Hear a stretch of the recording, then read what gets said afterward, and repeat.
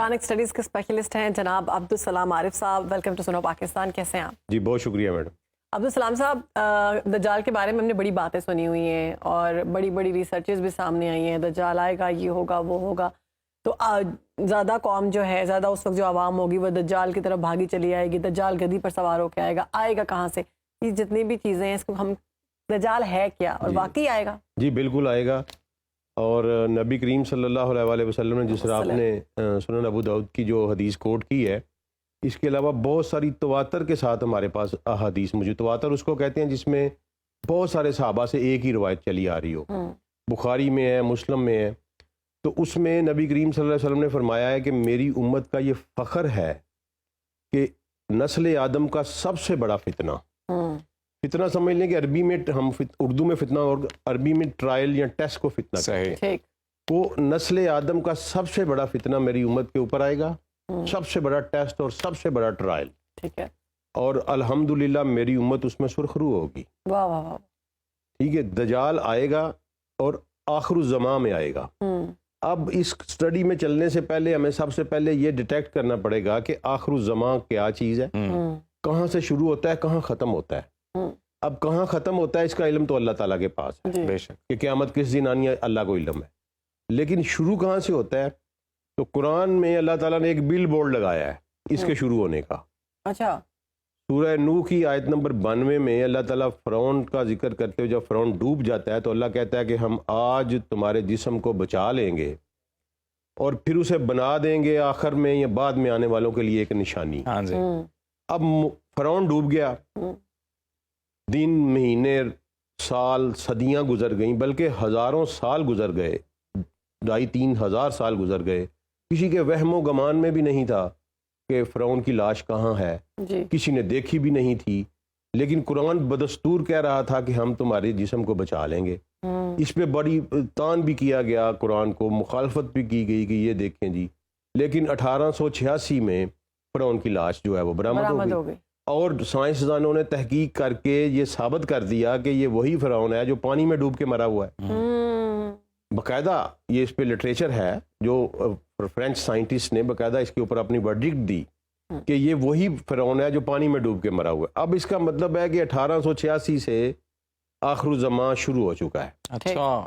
اس کے ساتھ ساتھ نبی صلی اللہ علیہ وسلم کی ایک حدیث ہے، بلکہ وہ بہت ہی مشہور حدیث ہے، حدیث جبریل ہم اس کو کہتے ہیں، جس میں کہا گیا ہے کہ جب تم یہ دیکھو کہ ننگے بدن اور ننگے پاؤں کالے اونٹ چرانے والے بڑی بڑی عمارتیں بنانے میں آپ مقابلہ کریں تو سمجھ لینا کہ آخری وقت قریب ہے. تو مجھے تو اس میں کسی قسم کا کوئی شک نہیں کہ ہم آخر الزماں میں جی رہے ہیں. نشانیاں بہت ساری قیامت والی آ گئی ہیں. جی ہاں، ہم آخر الزماں میں جی رہے ہیں. اب آخر الزماں کا سب سے بڑا ٹیسٹ اور ٹرائل جو ہے وہ دجال ہے. اور تقریباً 100 کے قریب احادیث ہمیں ایسی ملتی ہیں جس میں نبی کریم صلی اللہ علیہ وسلم نے دجال اور سورہ کہف کا ایک ریلیشن بتایا ہے. بالکل. سورہ کہف میں بہت ساری چابیاں ہیں جو کائنات کے تالے کھولتی ہیں. اور سب سے بڑی بات یہ ہے کہ نبی صلی اللہ علیہ وسلم سے جب بھی پوچھا گیا کہ دجال سے بچاؤ کی تدبیر کیا ہے، انہوں نے کہا سورہ کہف پڑھو. کبھی کہا پہلی 10 آیات پڑھو، کبھی کہا 3 آیات پڑھو، کبھی کہا پوری سورہ پڑھو، کبھی کہا آخری 10 آیات پڑھو. میننگ دیر بائی کہ سورہ کہف کا اور دجال کا کوئی بہت بڑا تعلق ہے. تو سورہ کہف کا آغاز کہاں سے ہوتا ہے؟ اس کی پہلی آیات جو ہیں وہ یہ ہیں کہ تمام تعریفیں اللہ کے لیے ہیں جس نے اپنے بندے پر کتاب نازل کی اور اس میں کسی قسم کی کوئی کسر نہیں چھوڑی کتاب میں، بالکل سیدھی، تاکہ یہ ڈرائے ایک شدید قوت سے جو اس کی طرف سے آنے والی ہے. یہ دجال کا ذکر ہے. یہ اشارہ، ویسے دجال کا قرآن میں ذکر نہیں ہے لیکن یہ اشارہ ہے سورہ کہف جہاں شروع ہو رہی ہے وہیں اللہ تعالیٰ کہہ رہا ہے کہ یہ کتاب میں نے اتاری جس میں کوئی کسر نہیں چھوڑی، یہ سیدھی کتاب ہے تاکہ یہ ڈرائے ایک بہت بڑی قوت سے جو میری طرف سے آنے والی ہے اور لوگوں کو خوشخبری دے، ان کو جو میرے ماننے والے ہیں. میننگ دیر بائی کے 2 گروپ ہوں گے، ایک وہ جو دجال کو مان جائیں گے اور ایک وہ جو دجال کو رزسٹ کریں گے. بالکل. اور دجال اب ہے کیا؟ ہاں جی. اب ہم اس طرف آتے ہیں کہ دجال ہے کیا. تو میں نے جو حدیث جو میں آپ کو بتاؤں گا وہ صرف مسلم اور بخاری کی میں نے لی ہیں تاکہ 100% جن پہ کوئی شک نہیں کہ یہ صحیح احادیث ہے. تو ابتدائی 10 آیات والی جو حدیث ہے وہ مسلم میں ہے 1883، جس میں نبی صلی اللہ علیہ وسلم نے فرمایا کہ اگر دجال سے بچنا چاہتے ہو تو ابتدائی 3 یا 10 آیات کی جو ہے نا ان کو پڑھا تلاوت کرو. اب پڑھنے سے مراد، وہ میں نے پہلے بات آپ کو کر دی کہ پڑھنے سے مراد اس کو سمجھنا ہے، خالی پھونکے مارنے سے نہیں جائے گا دجال. اور یہ نہیں کہ آپ نے پڑھ لیا اور اس کے ترجمے کی آپ کو سمجھنا ہے، اس کو سمجھنا ہے کہ یہ کیا ہو رہا ہے. جس طرح میں نے آپ کو بتایا کہ وہ کہتے ہیں ایک شدید قوت آنے والی ہے، تو اس کا مطلب ہے کوئی چیز آنے والی ہے. عبدالسلام صاحب، یہی میرا سوال اب یہ ہے، جیسے ابھی آپ بھی بات کر رہے تھے کہ دجال ہے کیا، تو مختلف تعبیریں کی جاتی ہیں. کچھ لوگ کہتے ہیں جی موجودہ نظام ایک دجالی نظام ہے، کچھ لوگ کسی گیجٹ کو کنیکٹ کر دیتے ہیں کہ جی یہ دجال ہے کیونکہ وہ ایک آنکھ کے سمبل کی جب بات ہوتی ہے تو اس طرح سے مختلف چیزوں کے ساتھ اس کو ایسوسیٹ کیا جاتا ہے. تو قرآن اور حدیث کی روشنی میں بتائیے. سر، بخاری کی 3057 نمبر حدیث ہے جس میں نبی کریم صلی اللہ علیہ وسلم نے فرمایا کہ تمام نبیوں نے اپنی امت کو دجال سے ڈرایا ہے، لیکن میں تمہیں ایک ایسی بات بتا رہا ہوں جو کسی نبی نے نہیں بتائی. دجال کانا ہوگا اور جان لو کہ تمہارا رب کانا نہیں ہے. میننگ دیر بھائی کہ رب کا اور دجال کا بھی کوئی ریلیشن ہے. اس لیے نبی صلی اللہ علیہ وسلم نے فرمایا نا کہ تم یہ جان لو کہ وہ کانا ہے اور تمہارا رب کانا نہیں ہے. اس کا مطلب یہ ہے کہ دجال آ کے رب ہونے کا دعویٰ کرے گا. نمبر 2، نبی صلی اللہ علیہ وسلم نے مسلم کی حدیث ہے 7365، جس میں نبی صلی اللہ علیہ وسلم نے فرمایا کہ وہ ایک نوجوان ہوگا، اس کے گنگریالے بال ہوں گے، ایک آنکھ اس کی انگور کی طرح باہر نکلی ہوئی ہوگی، اس کا جسم گھٹا ہوا بھاری ہیوی برکم جسم ہوگا، ٹانگیں اس کی ٹیڑھی ہوں گی. یہ اس کا مطلب ہے کہ وہ ایک شخصیت ہے. اتنی تفصیل سے جب ہمارے نبی صلی اللہ علیہ وسلم نے ہمیں بتا دیا تو اس کا مطلب ہے کہ وہ ایک شخصیت ہے. لیکن ساتھ ساتھ وہ شخصیت کسی سسٹم پہ آئے گی نا، بالکل، وہ کوئی نہ کوئی چیز ایسی بنی ہوئی ہوگی جس کو آ کے وہ ٹیک اوور کرے گا. تو میننگ دیر بھائی کہ دجال کے آنے سے پہلے اس کا ایک بہت بڑا سسٹم دنیا میں اسٹیبلش ہو چکا ہوگا. اور اس کے بعد ایک لمبی حدیث ہے جس میں نبی کریم صلی اللہ علیہ وسلم، مسلم ہے 7374، جس میں نبی صلی اللہ علیہ وسلم نے فرمایا کہ وہ آئے گا، مشرق کی طرف سے آئے گا، بالکل، اس کے ایک ہاتھ میں آگ کا دریا ہوگا، ایک ہاتھ میں پانی کا دریا ہوگا. اور وہ کہے گا کہ جو میرے ساتھ جائے گا اس کو میں یہاں پانی میں، اور جو دوسری طرف جائے گا وہ آگ میں جائے گا. جہنم جنت کا. پھر یہ فرمایا کہ زمین کے خزانے اس کی ڈسپوزل پہ ہوں گے. وہ زمین کو کہے گا کہ اپنی فصلیں اگاؤ تو فصلیں اگ پڑیں گی. وہ آسمانوں کو کہے گا بارش برساؤ تو بارش برس پڑے گی. تو لوگ اس کے معجزات سے متاثر ہو جائیں گے. پھر نبی صلی اللہ علیہ وسلم نے فرمایا کہ وہ 40 دن رہے گا، اس کا ایک پہلا دن 1 سال کے برابر، دوسرا دن 1 مہینے کے برابر، تیسرا دن 1 ہفتے کے برابر، اور باقی دن تمہارے دنوں کی طرح ہوں گے. اب صحابہ نے پوچھا، یہ بڑی عجیب بات ہے. ہاں جی بالکل. صحابہ نے پوچھا کہ یا رسول اللہ، ہم نمازیں کیسے پڑھیں گے؟ ایک ہی نماز پڑھیں گے جو 1 سال 1 دن کے برابر 5. انہوں نے کہا نہیں، تم وقت کا اندازہ کر لینا، ٹائم کا اندازہ. اب وہ کیا، اس کا مطلب ہے کہ وہ ٹائم کے ساتھ چھیڑ چھاڑ کرے گا. یس، ٹھیک ہے جی. ایک دن 1 سال کا ہونے کا مطلب یہ ہے کہ وہ ٹائم کے ساتھ کوئی ایسی چھیڑ چھاڑ کرے گا. تو اللہ تعالیٰ نے سورہ کہف میں یہ بیان کیا کہ ٹائم کے ساتھ وہ چھیڑ چھاڑ کیسے کرے گا. ہم اگلے سیگمنٹ میں سورہ کہف کو ڈسکس کریں گے، لیکن ابھی ہم یہ ڈسکس کر رہے ہیں کہ وہ ہے کیا. اور عبدالسلام صاحب، اس کا خروج ہوگا یا وہ پیدا ہوگا پھر وہ بڑا ہوگا، اس کے بارے میں اس سلسلے میں ایک بڑی سیدہ فاطمہ بنت قیس کی طرف سے حدیث ہے جو مسلم میں رپورٹ ہوئی ہے، اور اس کو حدیث تمیم داری کہتے ہیں. وہ حدیث یہ ہے کہ نبی صلی اللہ علیہ وسلم کے ایک صحابی تھے تمیم داری. وہ کسی سفر پہ نکلے سمندر میں، تو طوفان کی وجہ سے وہ اپنا راستہ بھٹک گئے، اور وہ کہتے ہیں 1 مہینے تک ہم سمندر میں بھٹکتے رہے. پھر ایک جزیرے پہ جا کے رکے. جب ہم وہاں گئے تو ہمیں ایک عورت نما چیز نظر آئی جس کے آگے بھی بال تھے، جس کے پیچھے بھی بال تھے. اور وہ عورت نما چیز کو ہم نے پوچھا کہ تو کیا ہے؟ اس نے کہا جی میں جساسا ہوں. جساسا کا لفظ ہے حدیث، میں جساسا ہوں. تو انہوں نے کہا کہ کیا جساسا؟ اس نے کہا مجھے چھوڑو، وہ ایک شخص جو ہے وہ دیر میں بیٹھا ہوا ہے، یعنی آگے مندر ہے ایک، اس میں دیر مندر کو کہتے ہیں. اچھا، حدیث میں لفظ دیر آیا ہے. تو دیر میں بیٹھا ہوا ہے، تو وہ تم سے ملنے کا خواہش مند ہے. تمیم داری کہتے ہیں کہ ہم وہاں گئے اور دیکھا کہ ایک اتنا بڑا شخص انسان تھا جس کو ہم نے کبھی دیکھا ہی نہیں تھا، اتنا بڑا انسان، اور وہ زنجیروں سے بندھا ہوا تھا. اس نے کہا سب سے پہلے کہ مجھے کون ہو؟ اس نے کہا جی ہم تو عرب لوگ ہیں اور اس طرح آپ بھٹک گئے ہیں. اس نے کہا مجھے یہ بتاؤ کہ بیسان میں کھجوریں پھل دے رہی ہیں؟ اچھا اب بیسان فلسطین کا ایک علاقہ ہے. صحیح. اس نے کہا ہاں جی پھل دے رہی ہیں.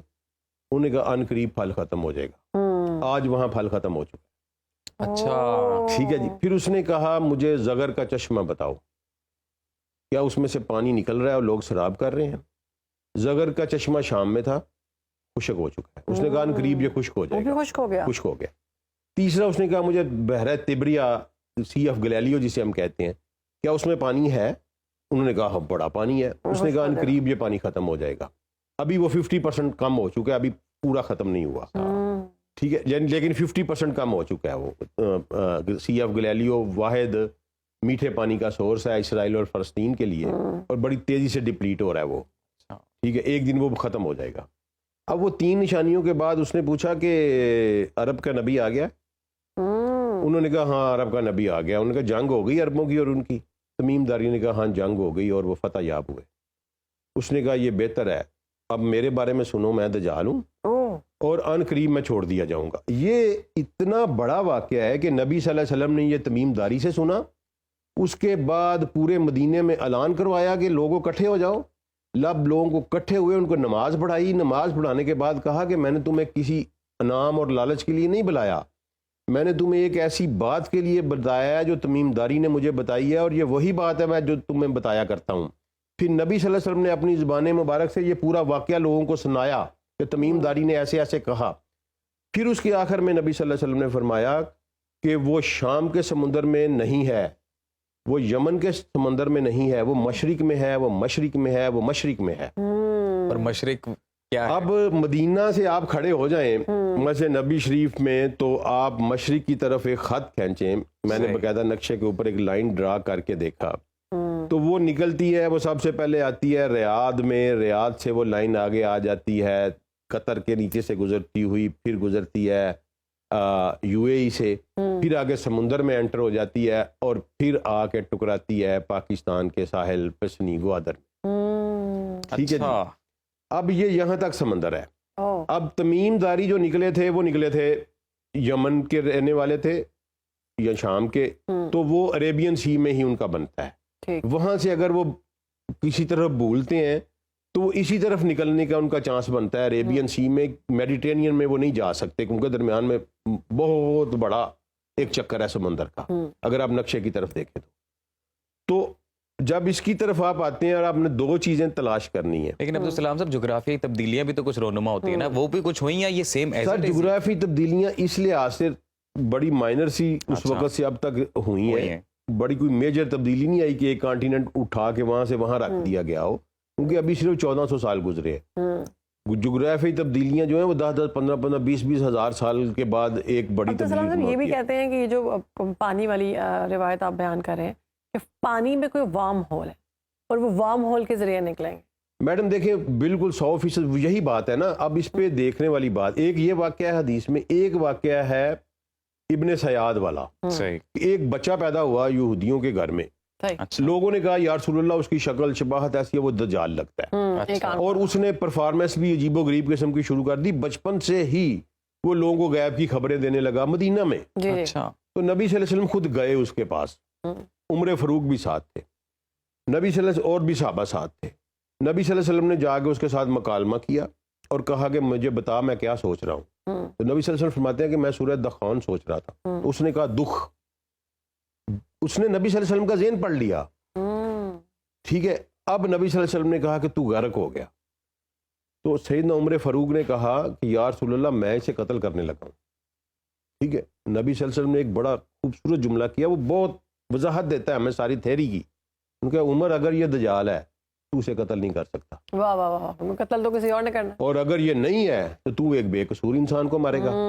اب یہ بتائیں مجھے کہ ایک بچہ 10-12 سال کا اور عمر فاروق 7 فٹ کا انسان اور اس کی تلوار، اس کا جاؤ جلال، وہ اس کو قتل نہیں کر سکتا. یہ کیا بات ہوئی؟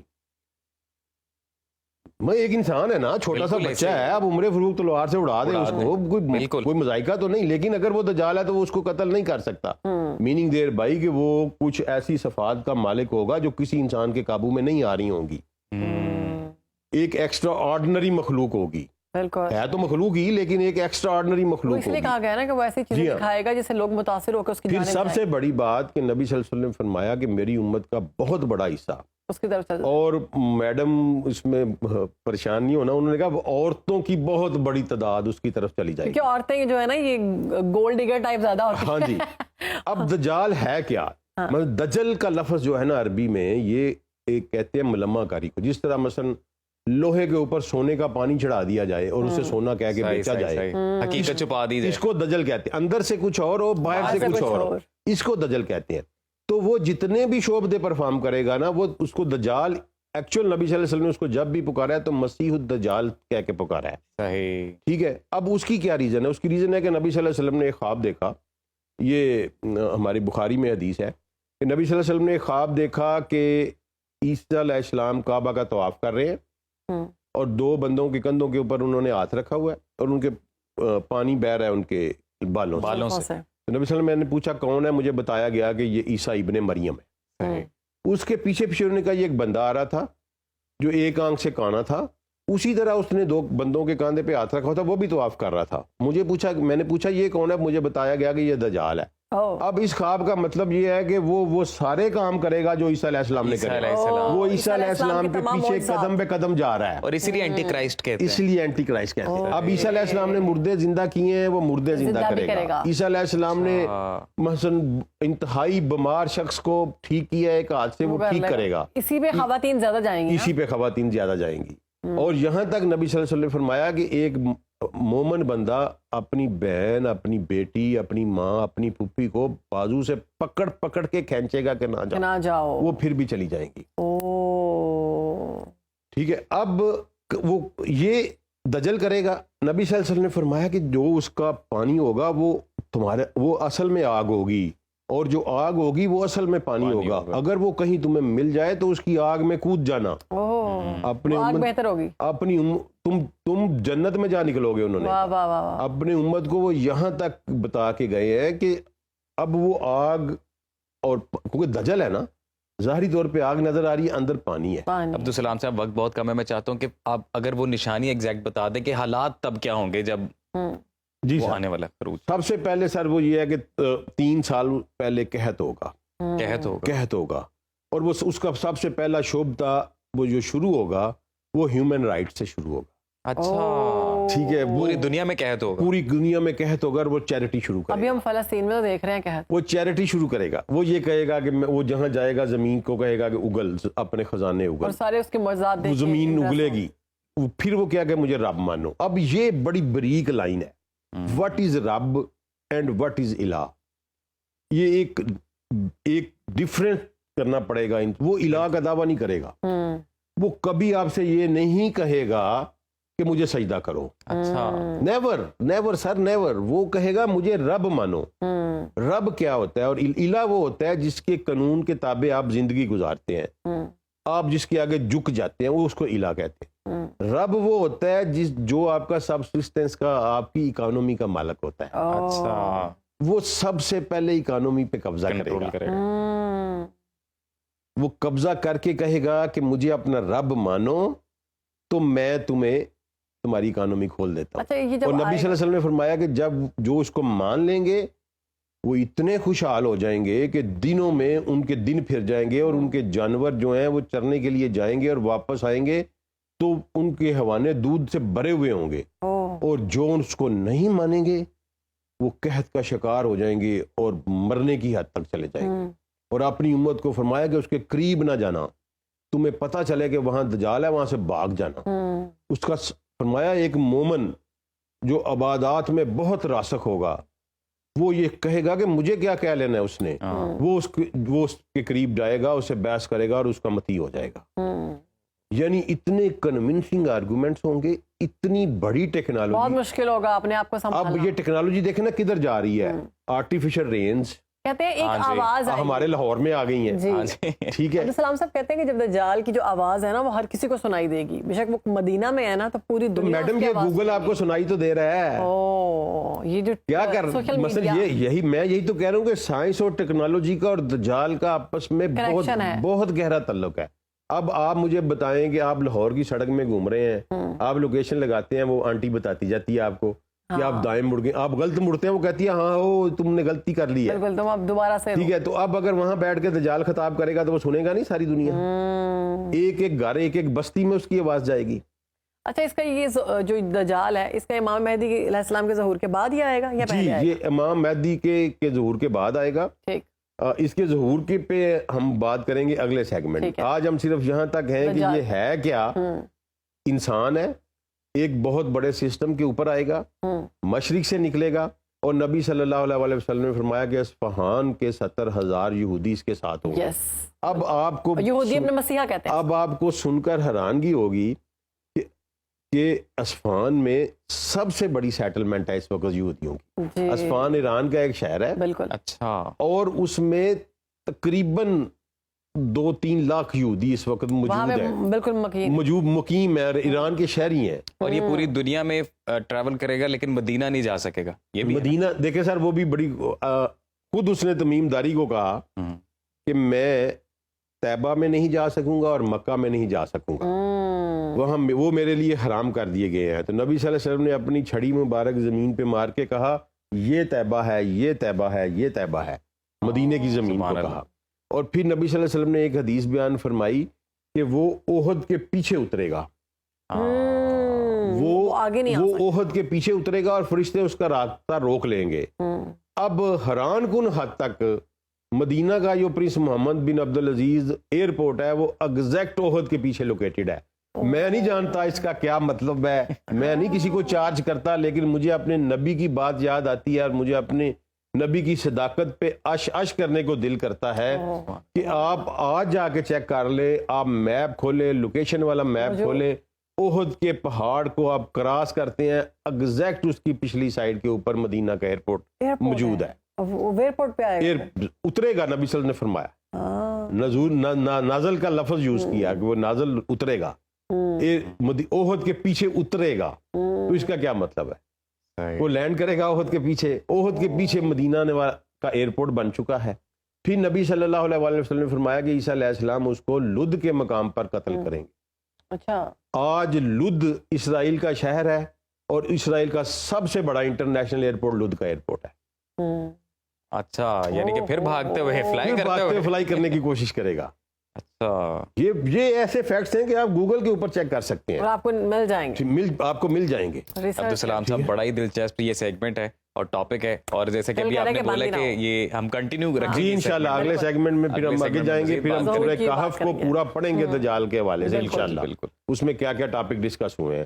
اور سورہ کہف میری ایک گزارش ہے آپ کے سامعین جو بھی ہیں آپ کی وساطت سے, کہ نبی صلی اللہ علیہ وسلم نے کوئی نماز ایسی نہیں جس میں نبی صلی اللہ علیہ وسلم نے دجال سے پناہ نہ مانگی ہو. اپنے بچوں کو یہ بتائیں, خود بھی ہر نماز میں دجال کے شر سے پناہ مانگنے کی کوشش کریں, کیونکہ ہم آخر زمان میں جی رہے ہیں.